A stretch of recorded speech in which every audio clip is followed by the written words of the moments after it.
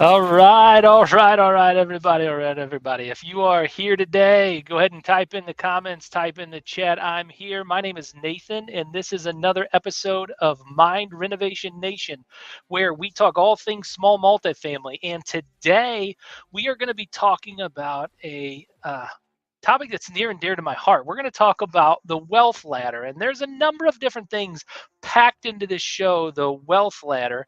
We're going to be talking, though, specifically about real estate as a pathway to financial freedom and exploring how real estate investing can lead to wealth creation with the completion of real life success stories and strategies. So today we are talking about the wealth ladder. The wealth ladder. What do you know about wealth?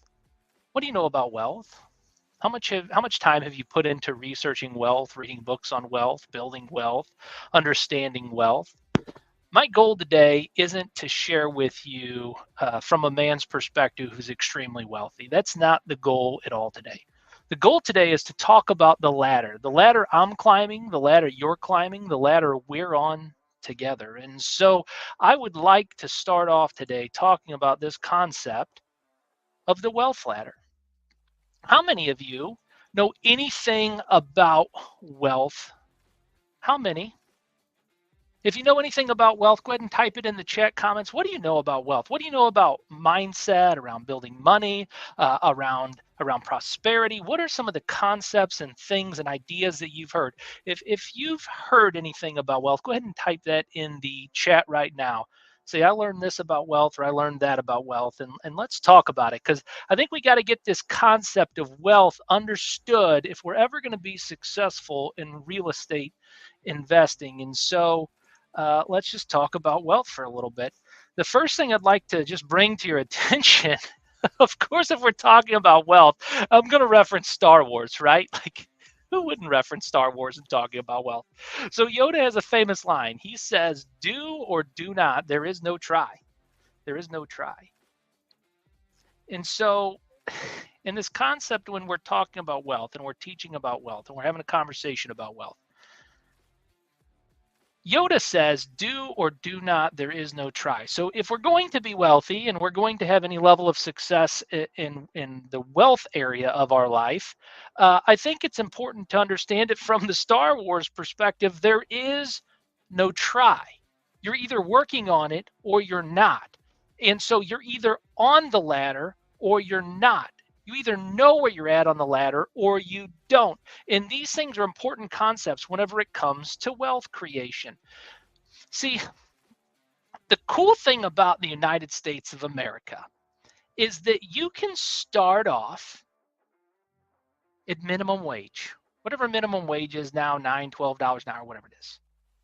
And then you can say to yourself, is it possible to double my income? In fact, that's what we'll pull up here on the slides. Is it possible to double my income? Is it possible to double my savings? Is it possible to double your investments from where you're at right now? Well, I know what you're thinking too. 2 times 0 is still 0. So if you don't have any investments yet, that's okay. Because I said double your savings, double your income, and then double your investments. The cool thing about the United States of America is that you start off on this ladder. In this ladder, I asked you the question, is it possible to double your income? Can you go from, let's say, $12 an hour, let's just round down, from $10 an hour to $20 an hour in the United States? Is this possible? Well, I think that if you ask yourself that question from a generic perspective, you could say, yes, it's easy to go from minimum wage to $20 an hour. How do you go from minimum wage, $10 to $20 an hour? Well, you could wait for them to simply raise minimum wage. The challenge with waiting for them to raise minimum wage is that it relies on the government. It relies on somebody else to have an external factor to influence your life to move your income from $10 to $20 an hour. You can say, well, what's another way I could go, Nathan? What's another way I could go from $10 an hour to $20 an hour, increasing yet my income? Maybe you could get some additional education. You could, go to school or college I once heard that if you whistle while you take out the trash at McDonald's, they'll pay you $20 an hour. Like, this isn't a hard concept to go from $10 to $20 an hour in the United States. And now it starts to get challenging when you think, okay, well, I got to go from $20 an hour to $40 an hour. And so this concept of doubling your income becomes a little bit more challenging, and we have to be in the right thought process and right mind space. How do you go from $20 to $40 an hour? Well, that might require some specialization. Maybe you need to get a licensing in something. Maybe you need to pick up some new skills in order to go from $20 to $40 an hour. But this concept of doubling your income it shouldn't be too foreign to you, unless I say double your income from $40 an hour to $80 an hour. Now, some of you that are out there are already making $80 an hour, and that's totally okay, and it's totally understandable. I just want to get your mindset today around these concepts. The concept of doubling your savings, doubling your income, and doubling your investments. And what I want to talk to you today from is some practical, real life, real world application, because I have done some of these things in my life and my career, and you probably have too. But what we'd like to do today is to put a framework around this, put a framework around doubling your savings, doubling your investments, doubling your income. Is this stuff all possible? Of course it is. Of course it is. And so we want to talk about this today. We want to talk about this ladder. Each ladder of the rung is a doubling. It's a doubling. It's where you're at to the next rung, where you're at to the next rung, where you're at to the next rung. This doubling of your savings, doubling of your income, doubling of your investments. Yes, this is possible. Okay. I get it. I get it. This isn't realistic for you to double your savings, to double your income, to double your investments. And so I understand, and I'm going to tell you right now that you need to gain some small victories if this concept is challenging for you. You need to gain some small momentum. It's possible to double these things. It's possible to grow in your financial understanding and to achieve certain levels of success. I mean, just think to like Howard Schultz, from the CEO of Starbucks. He grew up in a poor housing project in Brooklyn, New York, and he went on to build Starbucks into a global brand. Look, the story shows that it doesn't matter where you start in life. It matters where you finish. And so when we're talking about this concept of the wealth ladder, it's just good to know that you're on a rung, that you're in the game, that you're focused on achieving the next rung and the next ladder. And these things are okay. It's okay to grow one step at a time. All right, well, I know what you might be thinking too. You might be thinking, well, Nathan, that all sounds great and all, but I don't know how. And I'd like to challenge you for a second. I'd like for you to maybe take a second and suspend that thought. I'd like for you to just sit with me for a while. Just listen, just pay attention. I know you don't know how. And so not knowing how is not a reason to not want to achieve the doubling of your savings, your income, and your investments. I know sometimes it doesn't sit all that well. I don't know how, so therefore I don't get started. Let me explain it to you like this. I heard a wise mentor of mine once explain this to me, and maybe this will be helpful for you. Take some time to explain this. I want you to take a second. Look, this isn't going to do any well if you don't actually do the exercise with me. So do the exercise. If you're watching on replay, Mind Renovation Nation, do the exercise right now. I want you to close your eyes, just listen to my words, and think of your refrigerator. Now, of course, you can see your refrigerator in your mind. You know what it looks like. You know the shape of your refrigerator. You know if it's a side by side. You know if it's got a drawer on the bottom. You know this about your refrigerator. You know it. You know what color it is. Okay, now pause for a second. You know what your refrigerator looks like, and you're comfortable with what your refrigerator looks like because these are neural pathways that have already been formed inside of your brain.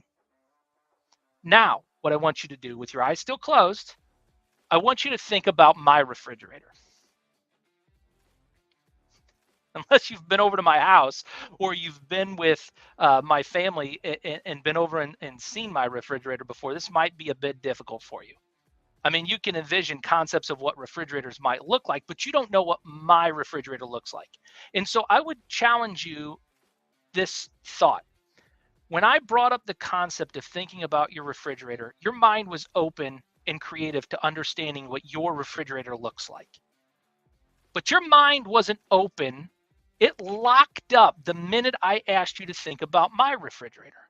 Why? Because you've never seen it before. And so building wealth inside your life, doubling your income, doubling your savings, and doubling your investments, this is not about knowing how to do something. This is about knowing that it's possible. We have to get our minds opened and around the concept and the belief and the understanding that these things are possible to happen in our lives. And so if your mind isn't open to these things, if you're not open on how to do some of these things, that it's possible, you'll never put yourself in the position to be able to understand it. All right. I'm going to continue on and help you kind of understand this concept from a couple of different perspectives and angles, because this is something that has served me well in my life. I have constantly focused on this process of doubling my income. And when I first started off, I started off on that income ladder around $12 an hour and doubled and doubled and doubled and continue to double my income as often as I can. And so I want you to be able to achieve the same levels of success that I have, but in order to achieve some of that success, in order for you and me to continue to achieve together, for me to achieve greater levels of success, some of you are already more successful than I am, and so this talk is a refresher of some of the things that you've already done and learned. Okay, so Warren Buffett is often cited for his effective investment strategies like long-term investing and value investing. He's often cited for these things. However, you don't need complicated strategies to invest wisely. Sometimes you just need a consistent approach that yields you the best results. Just like Warren Buffett, he's got a simple strategy. Your wealth building concepts should be simple, number one. Number two, if it's difficult for you to envision things that you don't have or know yet, is it possible for you to get a vision of what it could look like or feel like to double your savings, to double your investments, to double your income? Is it possible to think in the future what this might feel like in order for you to achieve those things? What would your donations look like to charity? If you go to church, what would your tithe look like if you doubled your income, doubled your savings, doubled your investments? What would your financial income look like? What would you spend your money on? Would you be driving the same car? Would you be living in the same house? See, in order to double, you got to know what it looks like in order to make that happen. We've got to reestablish these neural pathways in the brain to have a new sense of feeling, a new understanding, a better outcome that you're trying to achieve. So you don't know how, but you can begin to know what. And as you take each step along the way of doubling, it's crazy how the path unreveals right in front of your eyes. Look, when you realize the financial rules you've been following are outdated, will you be open to creating new ones? Maybe some of the things that you've been taught about money in the past just aren't accurate. They're just not real. The concept of money doesn't grow on trees. Who told you that? Where did you get that information from? How about this one? A penny saved is a, yeah, penny earned, right? Where did you get that concept of money from? Who told you that? Is the lessons that you've learned about money and the things that you've learned in your past, are those things now anchors that are holding you down from achieving the financial goals that you have for yourself, the financial dreams that you have for yourself? Or have you even taken the time to sit down and dream out the financials that you'd like to have in the future? Let's talk about this concept of the ladder. Let's talk about this concept of the ladder. I'd like to start with the top of the ladder. So many people start where you're currently at, but they don't help you paint the picture of what the future could look like for you whenever they're talking about this financial ladder and doubling. And so let me show you what the top of the ladder looks like. It looks like investing in others. It's a mission, it's a focus, it's a goal, a dream bigger than you are today, something you can't accomplish on your own. This financial future for you, small multifamily investor, has to be the nation that you're building.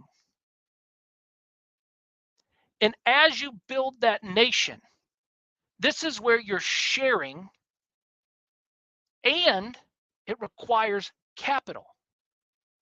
You're sharing with others, and it requires capital. Now, I've not achieved the top of this ladder yet today, but I do know what it looks like. The top of the ladder looks like your ability to give back to the world because of the things that you've been able to do, achieve, and accomplish. It's your ability to add value to others. It's your ability to share the resources that are above the line of which you need. That's why I have the line there. They're above the line of your needs, wants, and desires. They're there to help other people.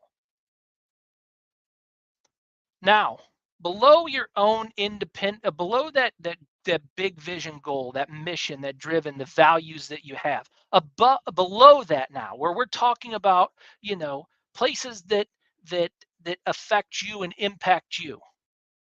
Maybe you're not to the top rung yet, and maybe you're striving for this rung. It's called sustainability.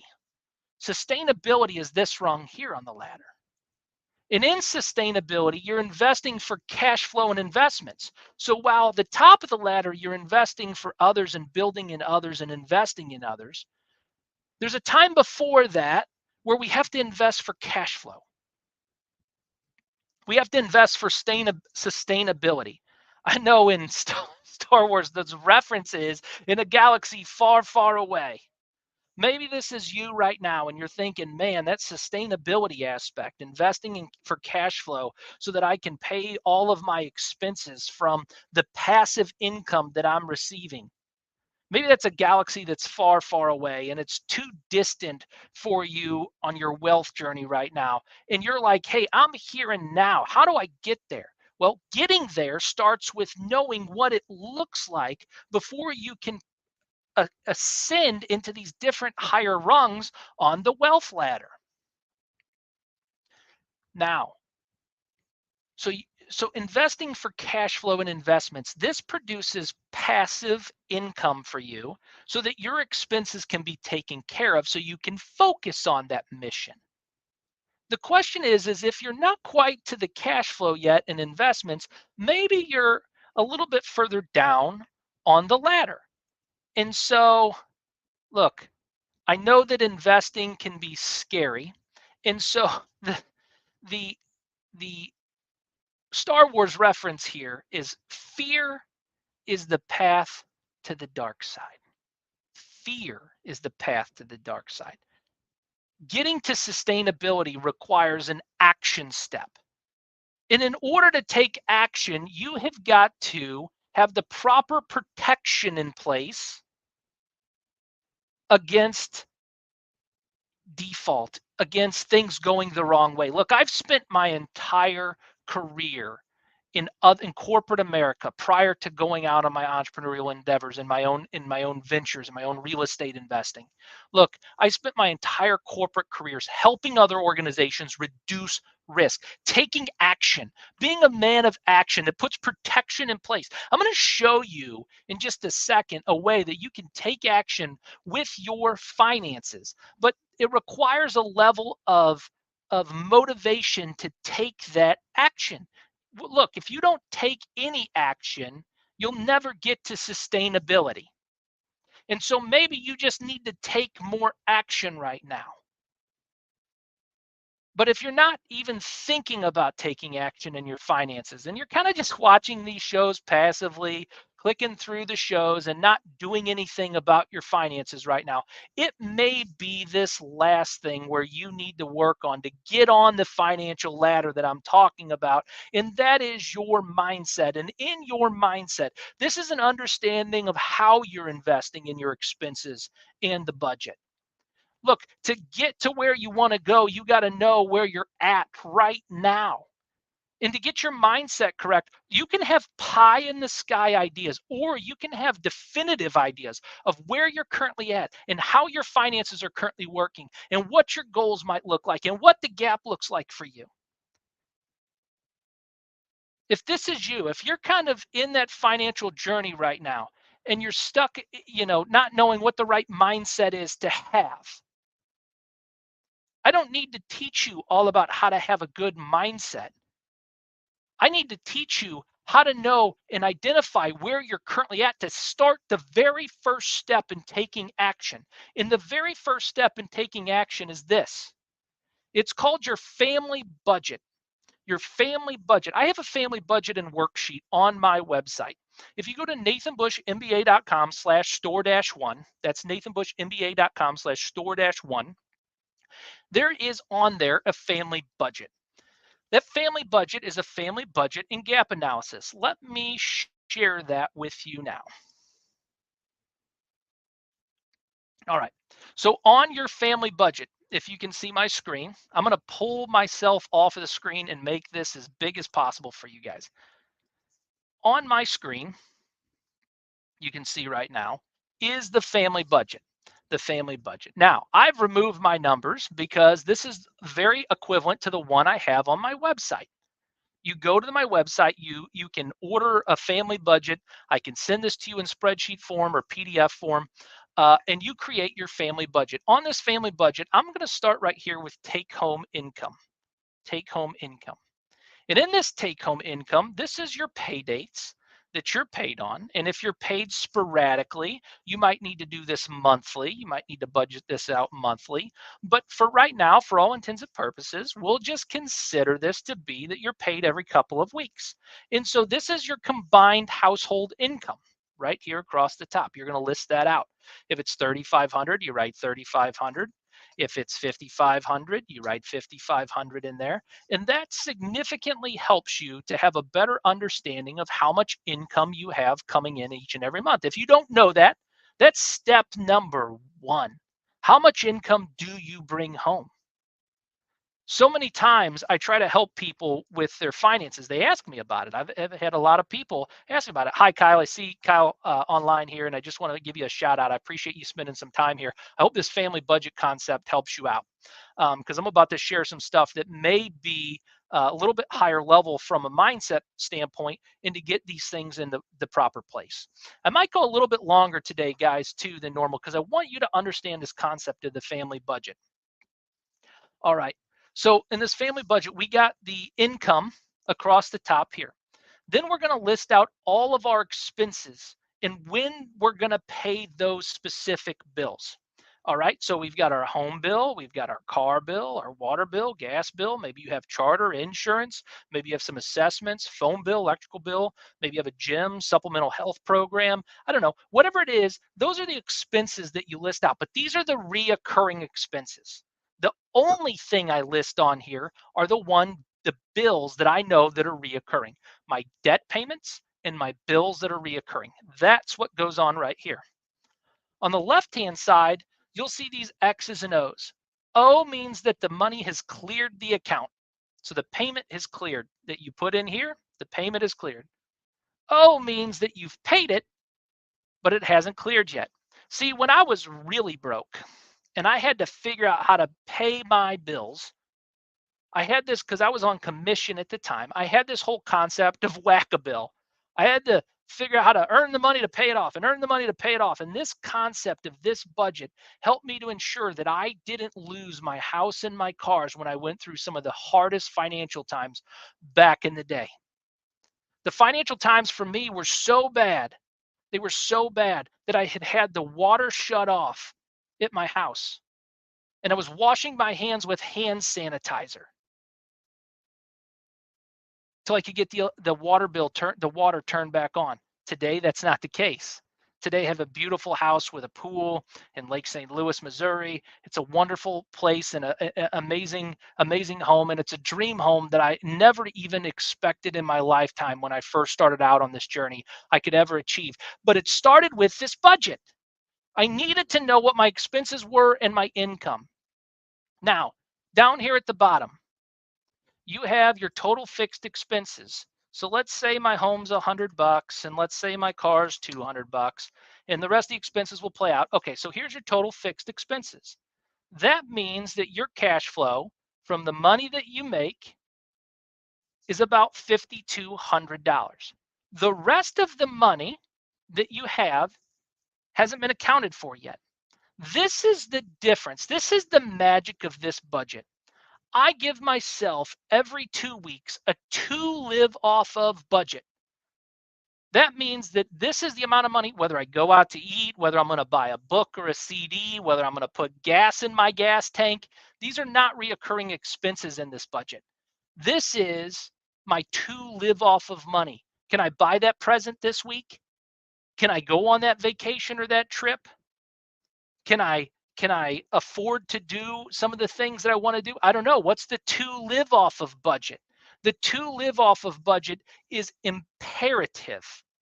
And so let's say that to live off of budget is $1,500 each and every 2 weeks. That leaves me with my total savings amount. What do I do with this total savings amount? Well, the way that it works is the money comes into the account, then it immediately 100% of it gets transferred into my savings account. Money comes in, 100% gets transferred to my savings account. I know how much money I need to transfer into bills, into to live off of, to that checking account, based upon the fixed expenses and total month to live off of. That means that what I know is going to be in my savings account is $3,700 if my take home's $5,500 under these bills and expenses. Fill out your own bills and expenses when you go on to www.nathanbushmba.com/store-1, and you will be able to get this budget for yourself. Okay. So that tells me I have $3,700 in my savings account. Then I go over here on the far right-hand side of this budget. On the far right-hand side of this budget, I have a goal and a current. Where are we at in our savings and what's the goal? On this budget, I have an established emergency fund to make sure I can cover 6 months worth of my expenses before I start investing in anything. All right, so how does this work? Each time I move the thermometer based upon how much money's in my savings account. I need the visual representation. You need the visual representation of where your money's at. Don't shortchange the process of the thermometer. It helps with goal setting. Think about nonprofits who raise money. I got an undergraduate degree from Lindenwood University in nonprofit management.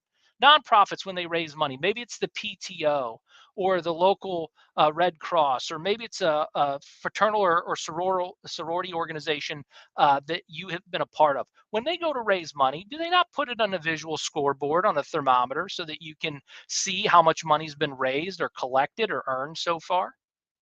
This goal is extremely important to doubling your savings.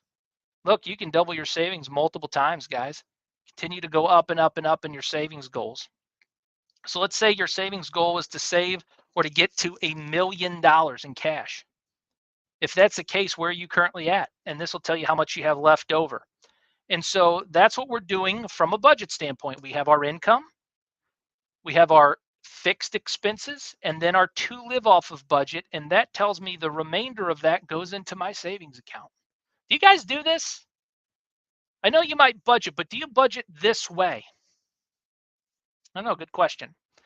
Now, some other parts of my financial plan that I have to pull together and I have to have a good understanding of. I need to have a good understanding of protection. Remember, protection allows me to take action.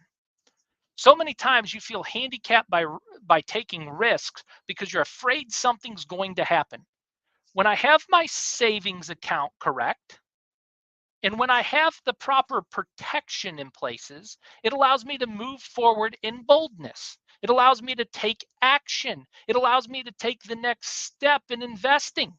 But I can't do any of these things unless I have the protection piece in place.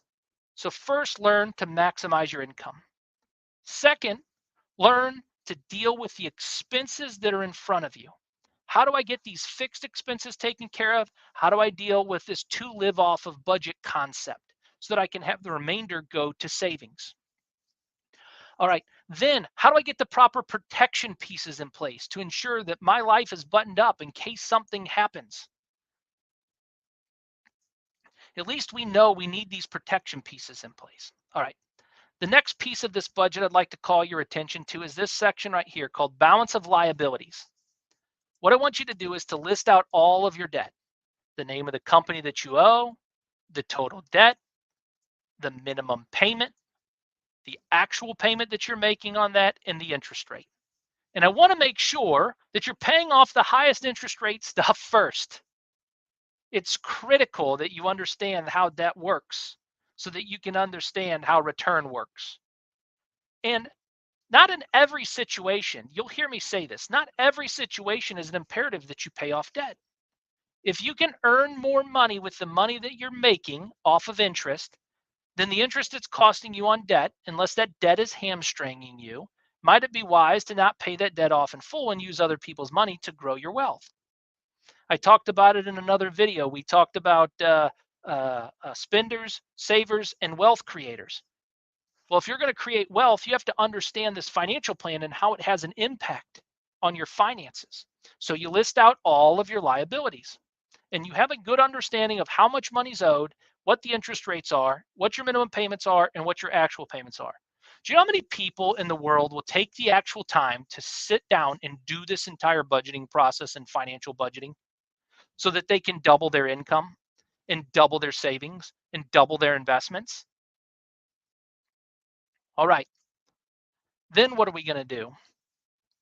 If we do get to the point where we start buying investments, we need to make sure that we have those documented as well. I need to know the name of the company I invested in, the number of shares I paid if I'm buying stocks, the price I paid per share, and the daily price that I'm running, and the dividends that I receive off of that. That helps me manage my financial plan. If I own real estate, I need to know the address, the current value, the cash I put down, the price I paid, and the monthly income that I receive off of that.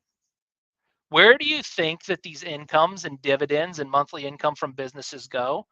That's right back into your income bucket.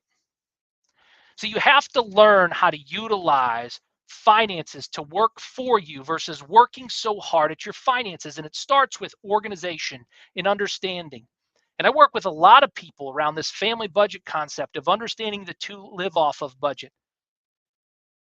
Lots of people have been able to take action on this exact budget and create a financial plan for themselves that helps them double their income, double their savings, and double their investments.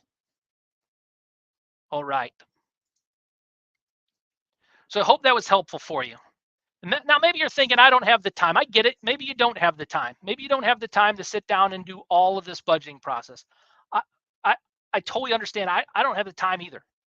In fact, other than not having the time, is there any other reason why you wouldn't take action on this budgeting process? If it was only time is the issue and you had the time, would you take action and do it? Then I have to ask you again, is it maybe worth setting aside, doing it right now? Make time to get the budget defined so you can set the goals and set the attention so that you know what it's going to look like, and maybe start the process of the gap analysis that's also included with this scorecard to help you achieve where you want to achieve financially in your life. What if the most powerful financial strategy wasn't about numbers, but about shifting your mindset about how you deal with money? Maybe it's just the organization of this stuff that allows it to double once, twice, or 3, 4 times, 5, 10 times in your life. Look, I know there's a whole segment of you that are a little bit scared that maybe this will be lonely and that you'll lose your friends because you actually start to do well. And that's okay too. Not everybody that's with you today needs to be with you 10, 20 years from now, especially if they're doing the wrong things and unwilling to change. I have a philosophy in my life that I live by, and that philosophy is do the right thing. How difficult is that? Well, it can be pretty difficult if you don't know what to do. And so that's why I provide the worksheet for you, so you know what to do to organize your finances, so you can begin to put them in the right position to double and double again and climb the financial ladder to where you can be on that mission, helping other people. Now, some of you might be thinking this: the pursuit of wealth leads to compromise my values. And for that, I would have to say, I can totally, totally see how you feel that way. Because there is this divide, this challenge in spirituality between abundance and piety. And like, look, I want you to be successful, but I also want you to focus on the right things. Here's one thing I do know. If you're a spiritual person, and if you're not a spiritual person, I mean, and this part isn't that important to you, just give me 1 second to talk to those who are spiritual and hang in there for me till the end. If you're spiritual, remember God led the Israelites out of Egypt, out of oppression, into freedom, but he led them with a promise, and he led them to the promised land. What was the promise for the Israelites that God kept them focused on? Land, real estate, an inheritance for their children's children. And how did he get them there? By helping them cross out of oppression into freedom, and from freedom into their promise eventually. Now, look, I understand I'm just a boy who's a sinner from Cottleville, Missouri. And I've worked real hard my entire life to clean up every aspect in every area that I can. In some cases, I've fallen short, but along that process, the promises that God has made for me and what I've read and understood from the Bible has helped me to understand how important it is to get my finances right and to help you understand about your finances. And so, to all of you, what if the most powerful financial strategy wasn't about the numbers, but was about shifting this mindset about money? I say it again. What if the most powerful financial strategy wasn't about numbers, but about shifting your mindset about money? Anytime I work with real estate investors, they come to me and I ask them this question all the time. Have you watched my videos, my live cast on the YouTube channel? No? Well, maybe just maybe about getting your mindset right prior to investing in real estate so that you can invest with the right mindset on the things that you'd like to achieve. Number two, have you read my books? Look, I've got some books online. I wrote a book called Leadership Coaching as a Strategy for Employee Development. These books help you to get your mind right about different aspects in real estate. Read the books. Go get them. It's not a sales pitch. You know how much money I make off of a book sale? Not enough to feed my family off the one book you purchased, okay? I'm just telling you that maybe there's some information in those books that will help you out to help you achieve the goals and see things from the different perspective, just like you did today. I don't have to sit side by side with you and teach you all of these different things that I've learned over my life. You can pick them up from the resources that I've created. Just like the family budget. Have you created your family budget? If not, go to the website, get the family budget. It's like $1 something on the website, guys. It's not that expensive. All right. How many properties do you currently want or do you currently own? You got to know this information before talking to me. So many investors they come to me and they say, Nathan, I want you to help me with all this stuff. And they don't even know how many properties they want. There's no goal in place. There's no plan in place. It's just I want to be rich. Okay, well, that's cool, but it's not wealth creation, guys. And so I want to make sure that you're on the right path and the right plan. And then lastly, where are these properties located? Okay. So if you're going to come to me, I need to know two things. I need to know that goal that we were talking about, and I need to know what your growth plan is. I need to know what your growth plan is. I have people that I've worked with over a period of time, and they have no growth plan. What's a growth plan? Well, if you don't know, I highly encourage you to join my Disciples of Leadership online. If you don't know how to do that, reach out to me, share in the comments. I'll be happy to come alongside of you and help you get into the group Disciples of Leadership. We are working through John Maxwell's 15 invaluable laws of growth right now. And if you don't have a growth plan in place, it's going to be real difficult to grow your real estate portfolio. All right. So I've talked a lot. Kyle, I see you online. You said you never heard the stuff about the Israelites before, tied to real estate, and I hope that that was helpful for you. I want you to consider this. Who do you know that needs to hear this message, this specific information? There's a couple of ways to get it to them. Number one, I can speak. I can come to your organization group and we can talk about these things. I can talk about budgeting and mindset and all those things. The second thing is, you could share this online. If you're on Facebook, you could share it right now, tag somebody in it, somebody that needs to see this information. And then lastly, you could subscribe to my YouTube channel and help others subscribe to my YouTube channel so that they can get this type of information when it pops up on a regular basis. So those are three ways to get this information into the hands of those that need this information. So with that, I'd like to say thank you for joining my live cast today, Mind Renovation Nation. I know I've gone a little long today, but this concept of finances and getting things right is extremely important to me. And I know I breezed through the concept of that spreadsheet. If you need some help with the spreadsheet, feel free. If you've bought it, reach out online. I'll be happy to walk you through it.